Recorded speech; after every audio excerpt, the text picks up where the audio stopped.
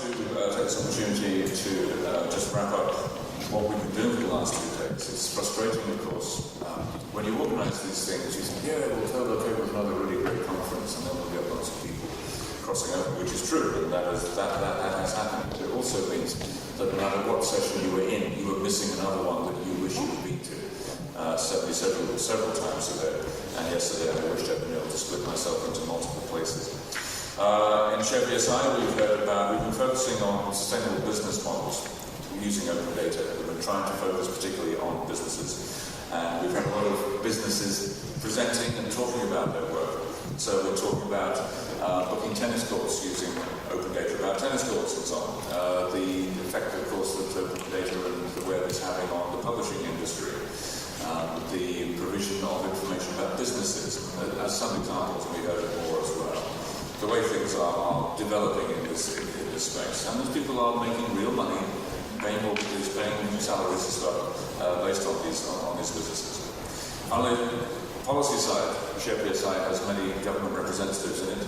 Overall, we have 25 countries represented around our table. So we're hearing about policy matters, particularly in Greece, where the transparency portal is an absolute leader and something that a lot of people would do well to follow, including my own country. We heard about policy changes in Malta, Flanders, Slovenia. We also heard, of course, that this is about opening data. It's still, people really only do it when somebody turns up with a lot of authority to force them to do it. The number of people willingly, voluntarily sharing their data from the public sector is still very much the minority. And I asked everyone, what was the most surprising thing we heard? Because many of us, of course, have been to many of these events. We kind of we know each other a lot of the time, of course, we know a lot of the subjects that come up. Have we heard something in the last 2 days that we haven't heard before, or that was a little bit surprising, a little bit thought-provoking? And I think there are lots of things one can say. We have the usual things about data quality being important, reliability, and a lot of the things that we hear repeatedly. But I think the message we've been hearing particularly strongly in the last couple of days is if you're trying to build a sustainable business and data is one of your raw materials, it doesn't matter whether that data is free or costs 10 or 20 euro or whatever it may be. If the fee is small, a small fee is perfectly okay. It doesn't have to be free, because what sustains a business in open data is a good idea and a sustainable business model. That's what works. The fact that the data is free often doesn't matter at all. So, with that, I need to say thank you to a few people. I need to thank the university, Professor Berejek, for his support the last 2 days, but particularly I want to thank Johan Hochtel, who has done all the organising for this particular SharePSI conference, so please thank Johan and Krems.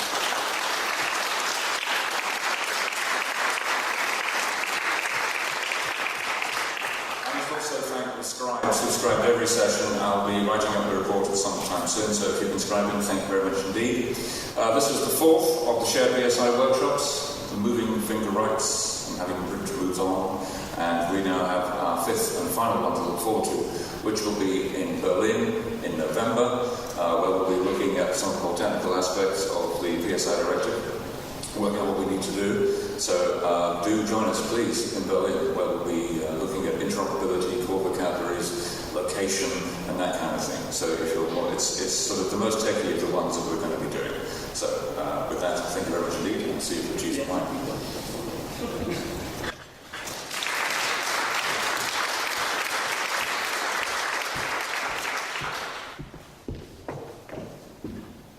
Thank you very much, Kevin.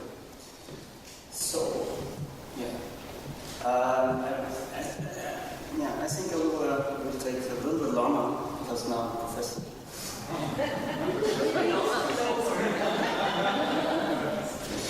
So I appreciate your patience. That was my slide. It was a little bit, maybe you didn't know, it's Building Bridges, and it's about the Eurovision Song Contest, which is ongoing in Vienna. Yes, and we try to build bridges between academics, research, the academic world and the practical world. I think we're doing a really good job in that, also in the SharePSI project, because we are also researchers already. So, but we have still to go a long way. We just started the path of data Again, some figures, but we'll be very, very quick. So thanks to the authors for the wonderful submissions from all over the world. It's also a great resource in regard to our research. The figures are really, really good and comparable to the other leading conferences in the field of government and e-democracy. Like every year, I try to summarize the conference, which is quite easy, because we just had wonderful keynotes, and what should I add to the keynotes, and the wonderful discussions that we had in the parliament sessions. But so I just picked out some issues which I really liked very much. So maybe, some of you know the Krems story. The Krems story just started as a PhD project from Larry Page and Sergio Brin. They wanted to map the digital world, so that was the beginning of their crawler. And based on the results of the crawler, they developed a Google search engine. So maybe we saw in this conference the beginning of the data crawler, which was also not or is still not the aim of Alon. Alon just wanted to test if his model of nudging data sharing will work. So that was his initial idea. But maybe his initial idea will change to a complete new thing, that he has invented the open data crawler, which could be the base for the first open data search engine. So I'm really looking forward if this will happen or not, and I'm very, very curious about that. And he also, I think this is one of the main aspects for both issues, so for the CDAM and also for shared PSI, is how to get the data out of the administration. So how can we nudge them? So how can we nudge them a little bit so that they provide us the data which is here, or which is there, but we are still looking for it and we are still discussing with them. So we really have to think about how can we access the data and then multiply it through intermediates who provide the value to the society. We also discussed a lot about transparency. I was a little surprised we didn't talk much about privacy, but transparency, all of us hoped that there will be the big transparent world, the big transparent states where we can look into. But now there's a very clear answer. We didn't reach our goals. So the dreams which we had 10 or 20 years ago, based on technology, to create more transparent states, we didn't reach. The second thing, and I was very thankful to Janine, did IT transform governments? And also here we have a very clear answer, definitely not. So we are still scratching on the surface. We digitalized some processes, some services, but we didn't change the system. So there's still a long way to go. And some aspects which I just collected from the different speeches is yes, we need infrastructure, because very often the infrastructure is not available in the administrations. We need the data. So that we can access the data, that we can work with the data. We need the people, because if you just have the data, you need the people who create the value for society or for the business sector. And this is very heavily based on cooperation. And that's new, because this is really a new issue for the relationship between government and society. So that's that was raised. This question was raised by Marianne, and I'm very thankful for that. So don't think you know what citizens need. So therefore, we have also to change how we develop IT projects in the administration. So they have to be much faster, smaller, more agile. So that we can set up an innovative evaluation feedback loop for more innovative projects, and therefore, we need to create that in every field. So for traditional services, but also for e-democracy services, also in the open data field. So will there be a radical transformation? That was also one of the questions which we raised yesterday. So will there be a radical transformation, or maybe just a little bit digitalization, which we already established. And one of the answers was the change will definitely come not from the inside but from the outside. So, but what is from the outside? So, what are we really changing the traditional relationships between government, society, and politics? Until now, no. There's a very clear answer. But will there be a radical change? I'm very much looking forward, and this will be the main topic for CDEM 16. So the question will be, how could radical change look like? So, based on hypothesis, maybe we are doing also additional call for paper, not based on evidence, so very untypically for a research conference, but to think and discuss about how could this radical change look like. Because as Mary often mentioned, will not come, as I already mentioned, not from the inside, it will come from the outside. So maybe there are already some projects where we can learn how the future could look like in the relationship between politics, government, and society. So this was, and this is my last slide in regard to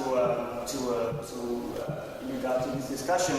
So sometimes maybe the utopia was a very clear picture, but sometimes you first need a dystopia.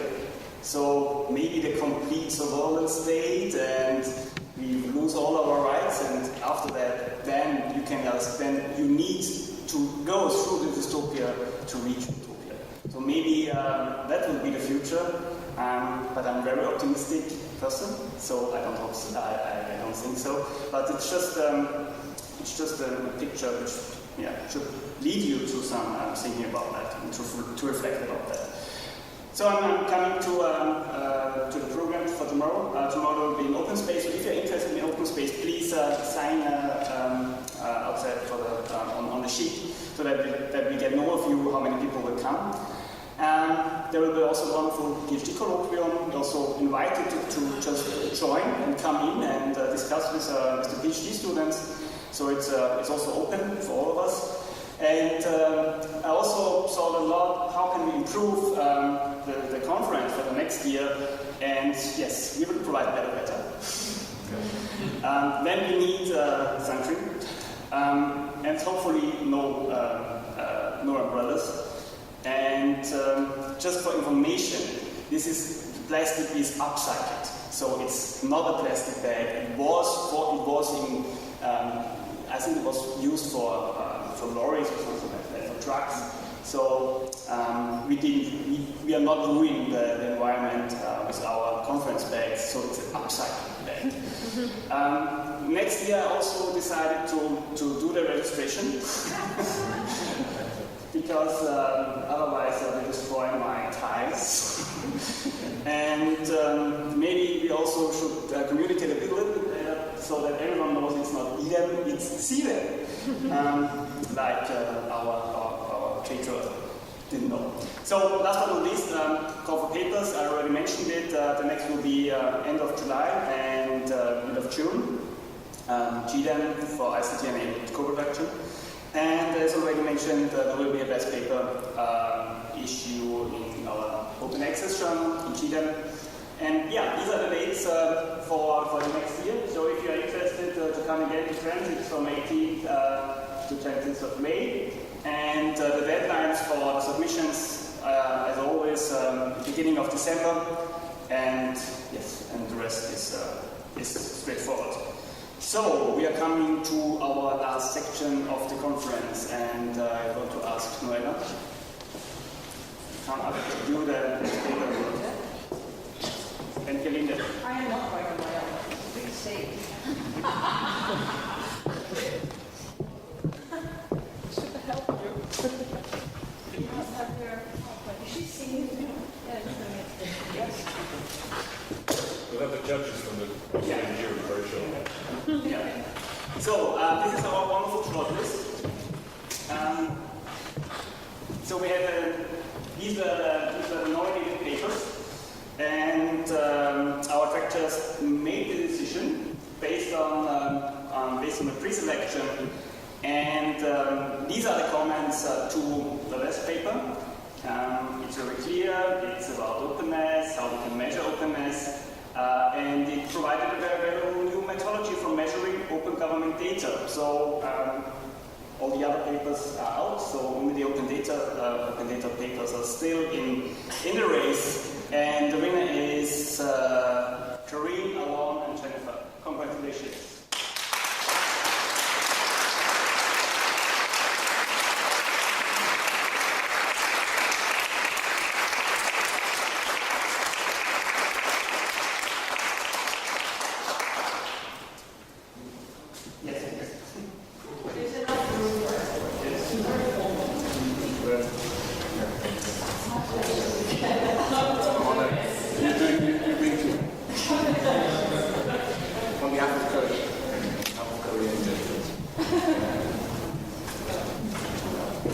Congratulations. Thank you. Yes. Thank you.